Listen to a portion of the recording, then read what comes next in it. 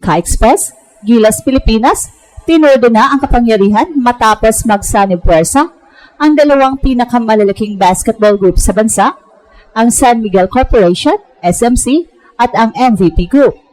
Matapos ang matagal na panahon ng hiwalay na operasyon at sariling programa, ngayon ay iisa na ang direksyon.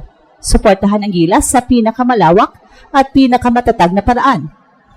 Ang pagkakaisa ng dalawang powerhouses ay nagresulta ng mas solidong roster, mas maayos na training logistics, at mas malawak na resources, bagay na maaring magbukas ng panibagong golden era para sa basketball ng Pilipinas.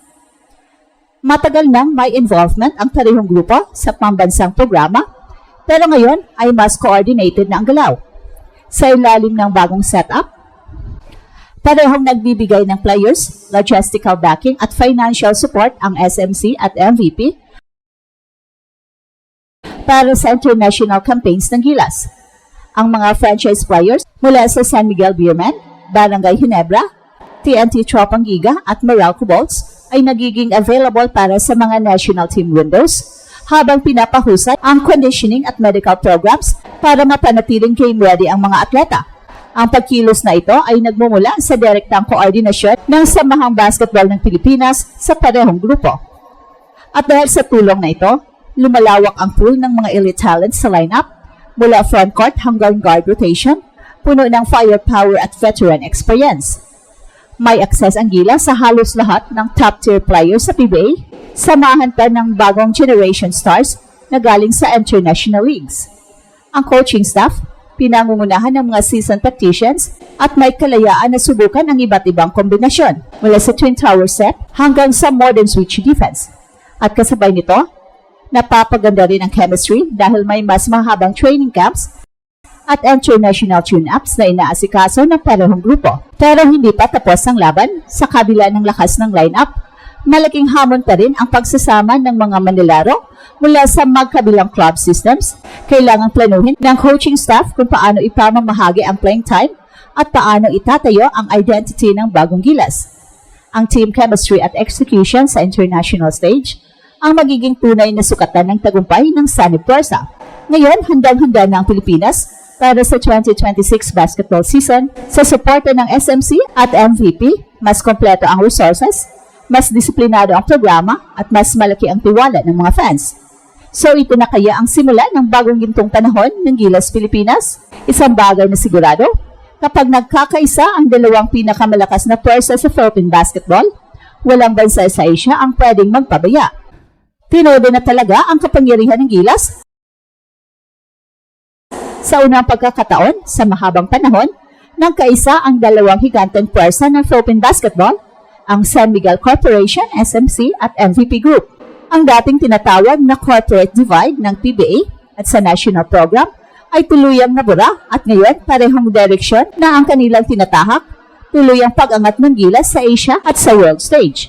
Ayon sa mga insider reports mula sa SBP at team officials, ang SMC at ang MVP ay nagkasundo na magtulong-tulungan sa pagbibigay ng full support para sa mga international campaigns ng Gilas. Hindi na ito simpleng loan ng players, ito ay isang sistematikong partnership. May budget coordination, logistics synchronization, at unified player availability plan na maglalayong gawing pinakamalakas na version ng Gilas sa kasaysayan. Well, sa madaling salita, wala nang kami at sila. Iisa na lang, Pilipinas. Mula sa pool pa lang, ramdam na ang epekto ng pagkakaisa. Ang frontline ay pinapalakas ni Junmar Fajardo, AJ Edo, Kai Soto, once fully recovered, habang nasa perimeter ang kombinasyon ni Sergio Perez, Calvin Aftana, Scottie Thompson at Dwight Ramos. Mga pangalan na dati ay bihirang sabay makikita sa isang lineup dahil sa scheduling o team restrictions. Sa bagong sistema, mas madali nang makompleto ang training pool at mas matagal ang preparasyon bago ang mga major tournaments gaya ng FIBA Asia Cup at World Cup qualifiers. Hindi lang players ang nakikinabang, pati ang coaching staff at management structure ay nagkaroon ng overhaul. Mas marami ng international tune-ups, access sa sports science at coordination sa foreign consultants. Ang training calendar ng Gilas ay planado ng maaga at may malinaw na alignment sa mga schedules ng PBA teams para hindi na kailangang magsakripisyo ng local league commitments. Para sa mga fans, eto ang reunion na matagal nang hinihintay, ang sandali Ang dalawang pinakamakapangyarihang basketball groups ng bansa ay magkasama para sa isang layunin, ang itaas muli ang bandera ng Pilipinas sa international basketball.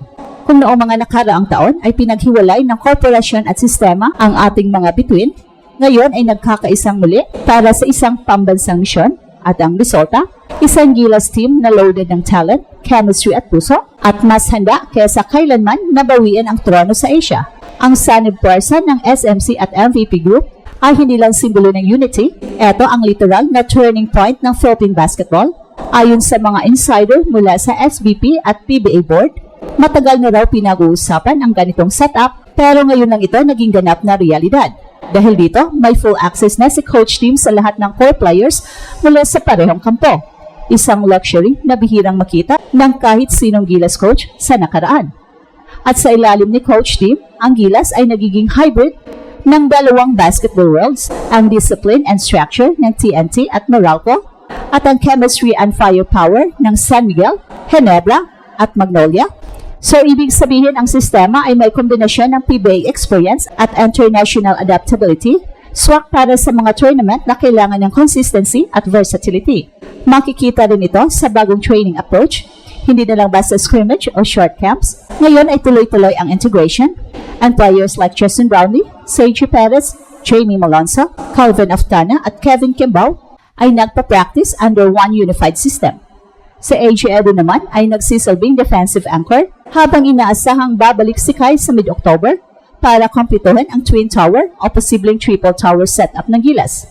Well, hindi lang sa player depth malakas ang bagong Gilas, pati sa behind-the-scenes coordination, ang SMC at MVP executives ay nagkasundo na magtulungan sa logistics, sponsorship at international friendlies.